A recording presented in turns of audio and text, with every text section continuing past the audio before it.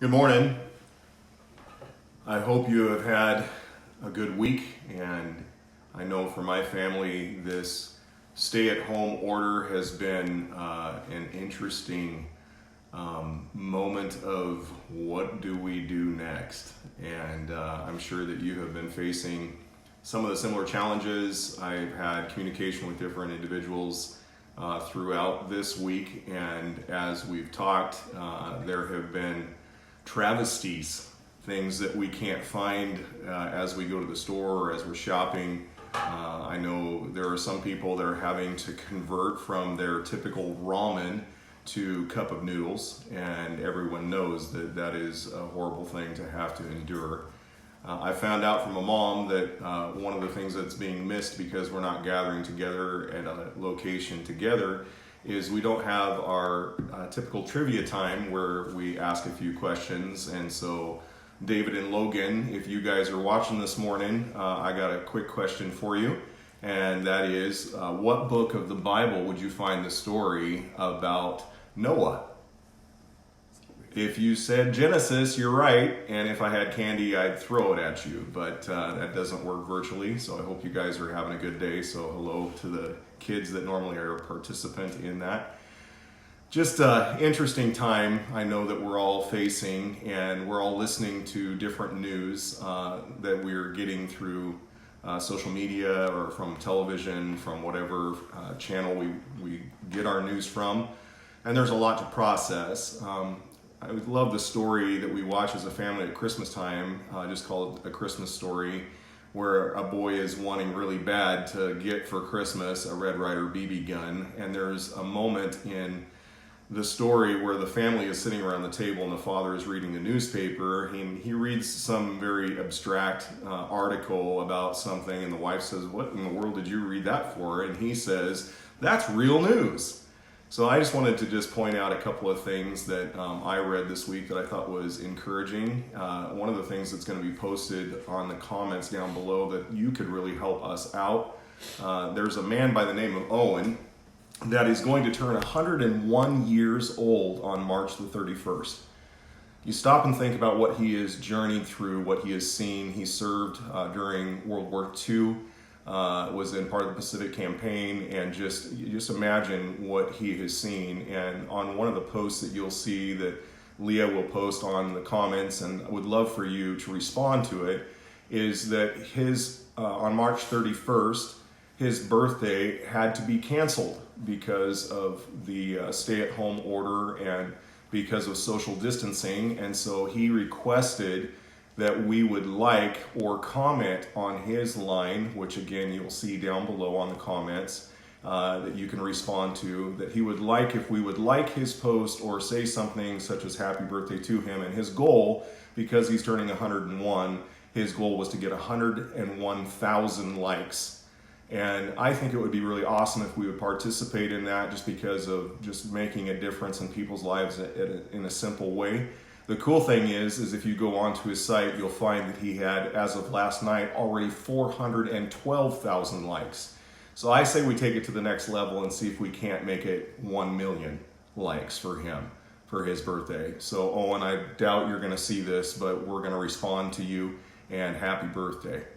There's a lot of good things that are happening. My wife and I yesterday were out for a walk, and in our walk we were able to, with a safe distance, communicate with one of the workers that was working in the store area, helping clean things and sanitize, and somebody that we've walked past many times. But because of just everything that's going on, it's our duty, I believe, to be an encourager all the time. And so we stopped and talked to a man by the name of Carlos. Carlos was super excited because he has been working at Renaissance Parkway, and in working there, he has been walking almost 10 miles every day for the last 2 years. And in so doing, he had lost 100 pounds. This guy was so excited, and in the process of talking with him, one of the things that Leah's boss, Joe Miller, constantly tells her is remember to tell people who you are and what you do. Somehow we got into the subject, the conversation of housing, and I know there's a lot of people that are trying to figure out what to do during this critical time about whether they sell their house, whether they buy. And Carlos was asking just some simple questions about what to do with some extra money. Should he invest in an Airbnb or should he invest in a rental property? And it was just amazing to be able to have a regular discussion. Regular discussions. When was the last time you were allowed to have a regular discussion? When was the last time you felt things were normal? Our brains are an amazing thing. And during this process, before we began this journey, we were talking together.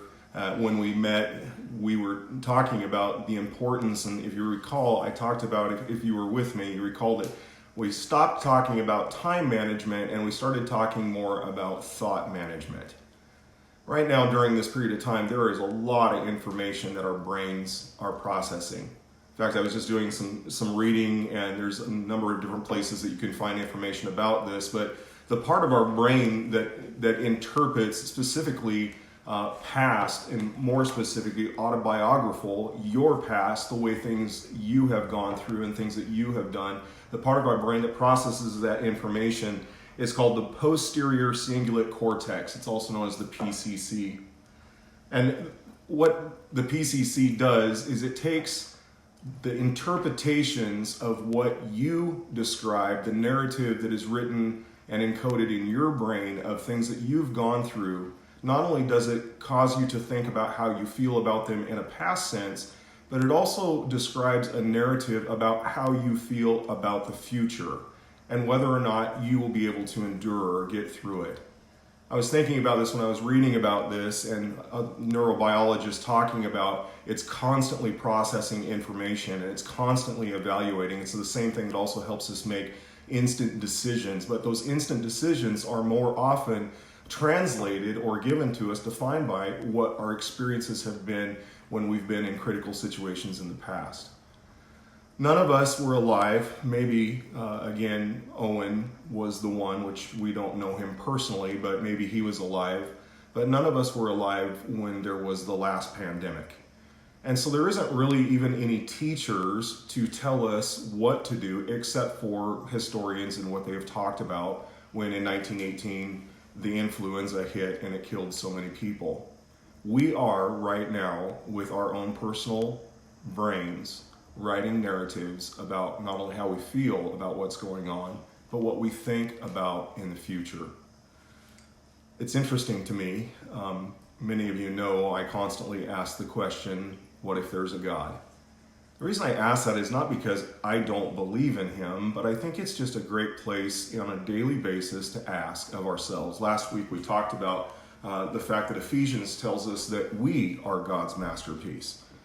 The world is an amazing place. Things that are happening around us is amazing, but Scripture tells us that we are the most amazing thing that God has created. We are the masterpiece. I've asked the question, if we believed we are the masterpiece, how would we think differently? If we believed that God really cares, how would we act differently? Where would our trust be? Where would our hope be? When you look throughout history, you'll find many accounts in the biblical narrative of things that people went through. One of my favorite stories, we've all probably heard it, whether we grew up in church or not, but we probably have heard the story of a man by the name of David who faced a colossus giant by the name of Goliath. One of the things I love about the story is the fact that when he goes before the king and the king says to David, "Who are you to stand before Goliath?" David was not something in the characteristic of being a mighty man. He wasn't a warrior by the sense of being enlisted in the army. In fact, his father sent him to go check on his brothers who were serving in the military and to bring them food. He wasn't even enlisted to serve in the military at the time. But when asked the question, David looked at the king and said, "The God who delivered me from the lion, the God who delivered me from the bear, this same God will deliver me from the hands of this giant." Past narrative experience defined for David in his PCC that he could actually do something because he believed he was God's masterpiece. He believed that he could make a difference.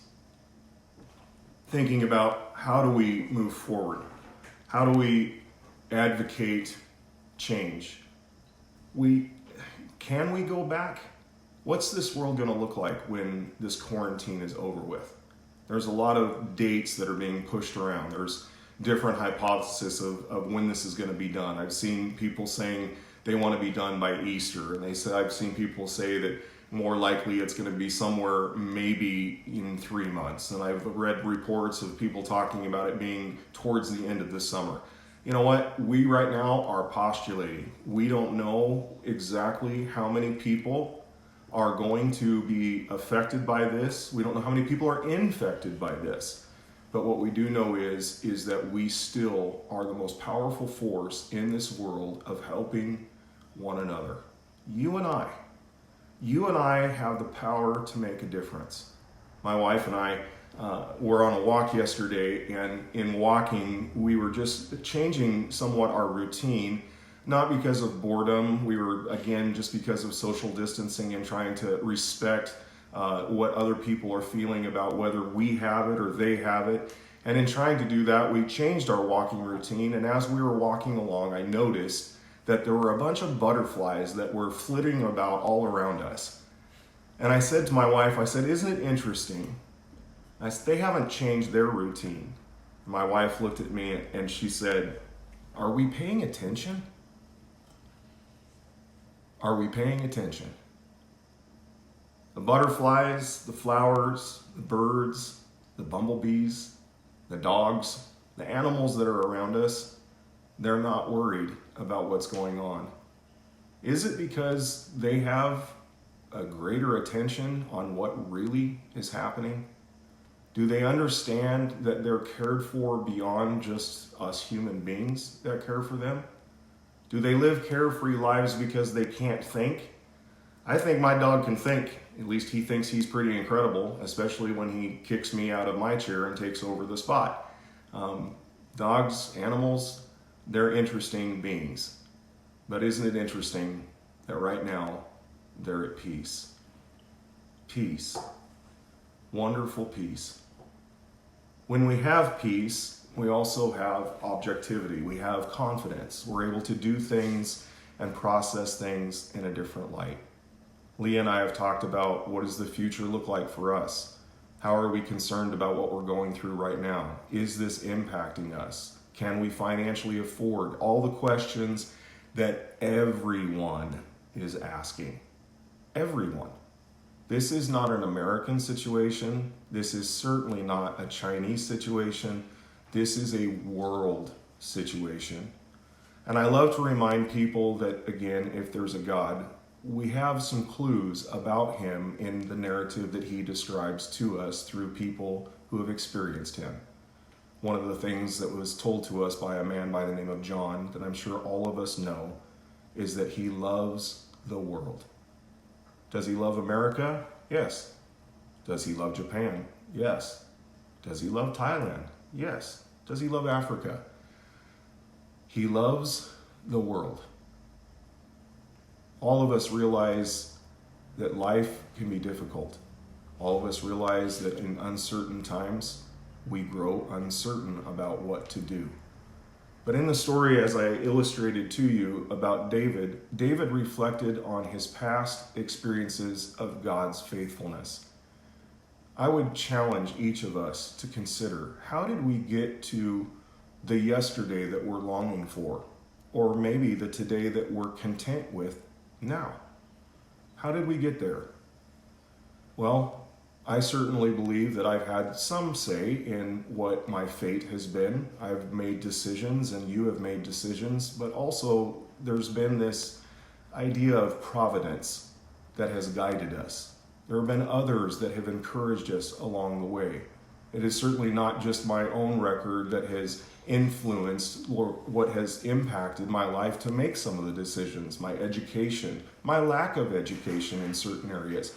All different things point us all in a direction of not only where we are, but here we are processing information, trying to determine where we will go. Just before this happened, in fact, it was in January, as a group of people gathering together, we decided that we were going to take time to memorize a verse together. And if, again, you were with me, you'll remember it was Philippians 4:6. And Philippians 4:6 gives us some very insightful information about how we can manage and handle things in our life. And I want to just reflect on that. And the first part of it says, don't worry about anything. That's pretty amazing to stop and think about when you're being told to not worry about anything. But then it says, after that, it says, but pray about everything. It goes on further to say, tell God what you need. And then it says, thank him for what he has done. The next line is powerful. It says, then you will experience peace. I don't know where you are in a relationship of what you believe about the Bible, if it's just a history book or if it is the Word of God. But what I do know is even if it's just a history book, think about the encouragement and the logic behind the writer when he wrote about that. Hey, life is going to be life. Don't worry about anything because you're going to get through it. Pray, meditate about everything. Talk to a higher power. Talk to God. Tell him what you need. And be thankful for what you've been through and what you have. What has been done for you. When I meditate on things that are good, when I dwell on things that are important, I find that I have peace and I find that I have confidence. There's a lot of questions, but there's also a great need for conversations. Conversations. When Jesus walked the earth, Jesus did more in his teaching and reaching by simply having conversations. I was reading just some business facts, and one of the things that we talk about when we're building a website, it's something that I'm working on right now, but one of the things that you talk about is what's called conversion rate optimization versus return on your investment. So in other words, what do you want to put on your site, or what do you want to take the time to optimize so that people will not only click on your link, but want to be a part of what's going on? That's the rate of return, or the return investment that's on there. It's known as CRO versus ROI if you're interested in that. But one of the interesting things is that the people that have the best sales, the people that have the best marketability are people that are taking time to have conversations with their clients. What does that tell us? Probably heard it said, but we need to start living more like it. You're more than just a number. You're a living, breathing, human, compassionate person that has the power to not only receive love, but to give love. So the question my wife asked on our walk was, are we paying attention? I'm guilty. How many times have I gone to the store and walked right past a clerk, walked right past someone that was in my social distancing trying to grab the last piece of meat or whatever is there, or if a miracle happens, I could actually find some bath tissue, which by the way has not happened yet, and I'm sure that's true for all of us. Thank God we still have water and showers. In walking past people, we're missing an opportunity. What's their story? What are they going through? What conversation could we have? And taking it a step further, I started to ask myself the question, why am I just walking past people? And I noticed that there are a couple things that I'm going to reflect back on me and maybe encourage you to think of the same thing. One of the things that I noticed is that for me, if I'm honest, having a conversation, it's possibly complicated, and more so it can be uncomfortable. What if they don't like me? What if I say the wrong thing? I mean, what if I tell them, oh, those carrots look beautiful, they're so bright and orange, and they say, no, they're not, they're green. I could sit there and argue with them. Perspective, differences. Uncomfortable is often what keeps us from engaging one another. We tend to gravitate towards comfort. If you don't believe me, where are you sitting right now? What are you wearing right now? Are you in your slippers? Are you in your PJs? Are you dressed up and ready to go? I knew I was going to go live. I knew I was going to be sitting before you. I knew we were going to have this again in our Tables Connected ministry. I knew we were going to have a table talk time. And so I took the time to get a shower. In fact, last night I looked at myself and through the prompting of my wife, I told her, I said, I think I look pretty decent. She said, nope, you need a haircut. And fortunately, I live with an amazing, beautiful beautician who has been cutting my hair for realistically the last 20 years. And if you didn't know that, there's a little known fact about me, and I'm stepping out of being uncomfortable to have a conversation with you, to give you a little bit more information, to say we deserve time, to give time, to love one another. Second thing I noticed, that one of the reasons why I sometimes don't pay attention to what matters most, again, people are what matter most, is that, if I'm honest, I'm too busy, frankly, meeting my own needs. I'm looking out for me.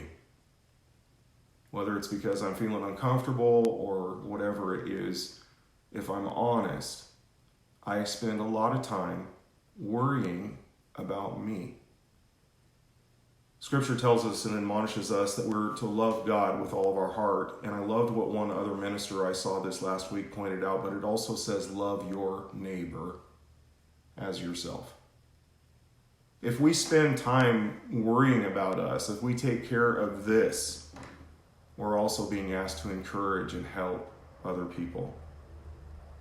Here's a big one that I noticed in me. Again, I'm going to pick on me. If this is true for you, you digest it, you decide what to do with it. Again, process and create your narrative. I can arrogantly believe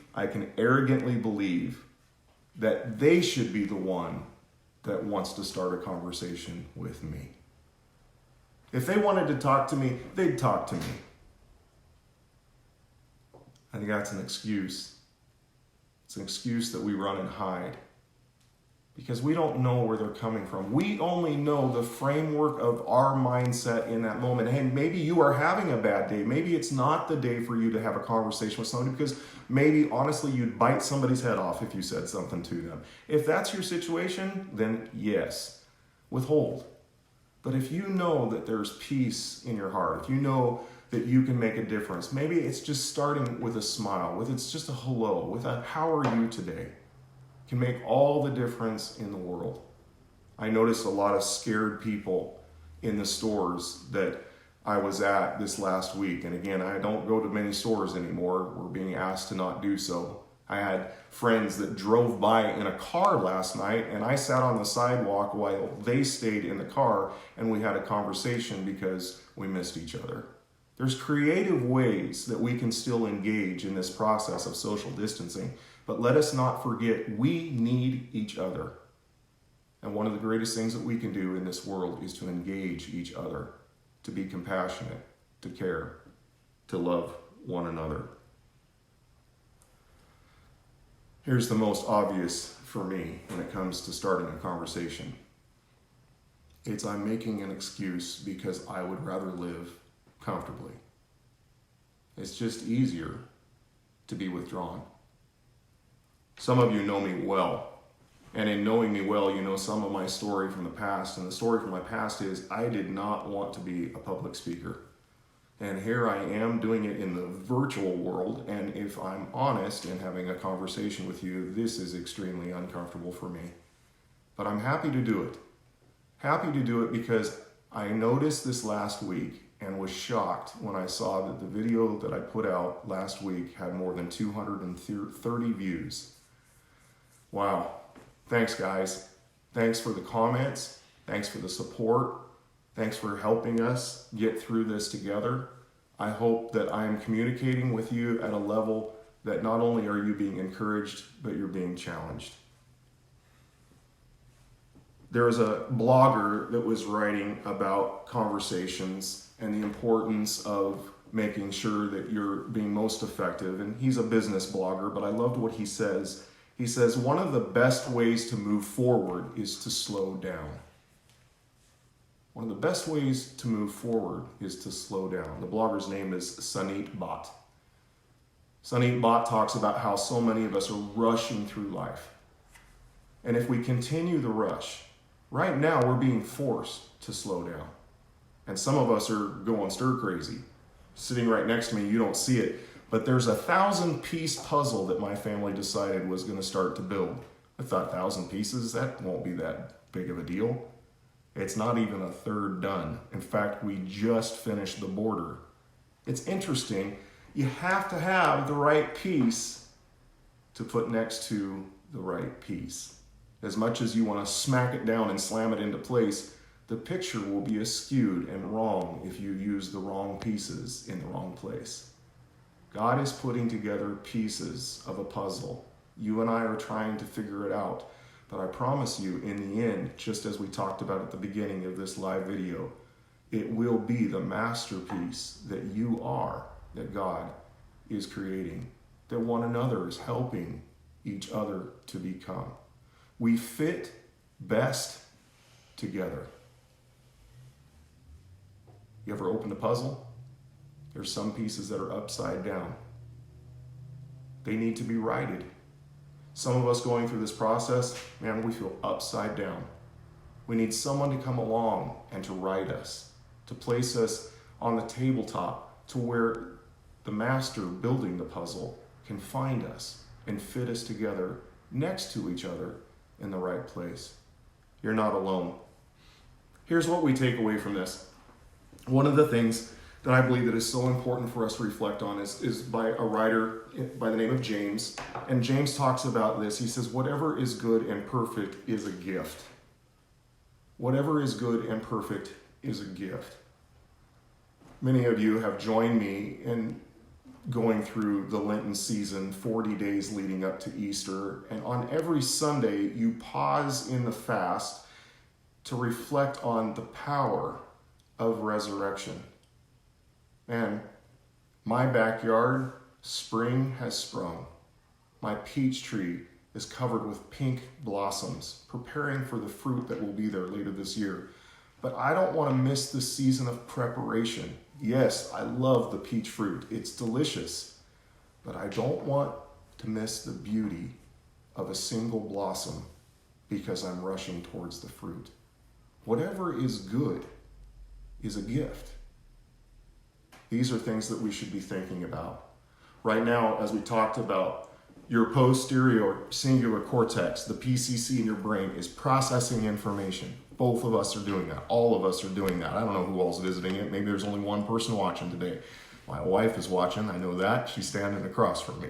She's waving at me, and she says hello to you as well.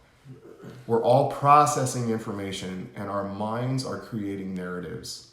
Let's reflect on the good that is a gift to us, because it'll help us believe in the power of goodness and that we can get through this together. That's about my time. There are opportunities that we have. We're looking at more creative ways that we can be connected. I would encourage you, if you have a smart device and you want to be a participant with this, to download an app called Zoom, Z-O-O-M. You can download that, and I can give you further instructions at a later time, but it's another way that we're going to look at trying to connect together that allows us to do some conferencing.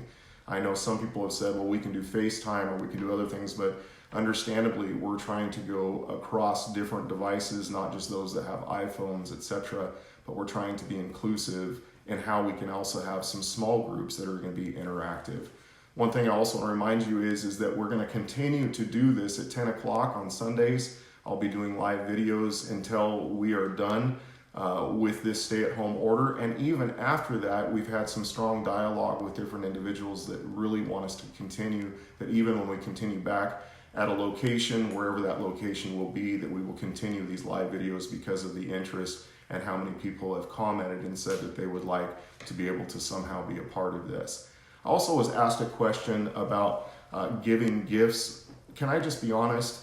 I am not worried, neither should you be worried about what's happening right now. We are going to get through this together, and I appreciate anyone that has asked me that as a concern, but I would just say together, let's hold on together for what God is doing and what is happening in the world around us, and let's go through this storm as it were, but understand that spring is a beautiful time. Take the time that you have now. If you're with your family, man, today's the day to hug them. Today's the day to encourage them. Today's the day to make sure that they know that you love them. I don't know where you're at right now. I hope you've enjoyed this time together. And I want to say again, thank you so much for having just the encouraging way of supporting what we're doing. I was blown away this last week by so many of the comments that you guys have made to us. I've got people that are watching from churches that I've been in Washington. I have people that are watching from Mississippi. I have people that are watching from just different places that all I would say is, again, good morning, or if you're watching it, good afternoon, good evening, happy Tuesday. I don't know when you're going to see this, but I hope that you're being safe. I hope that you are being provided for, and I hope that you can keep an outlook of looking up and understanding that there is goodness that is around you. So be part of that goodness wherever you're at. Have a good day.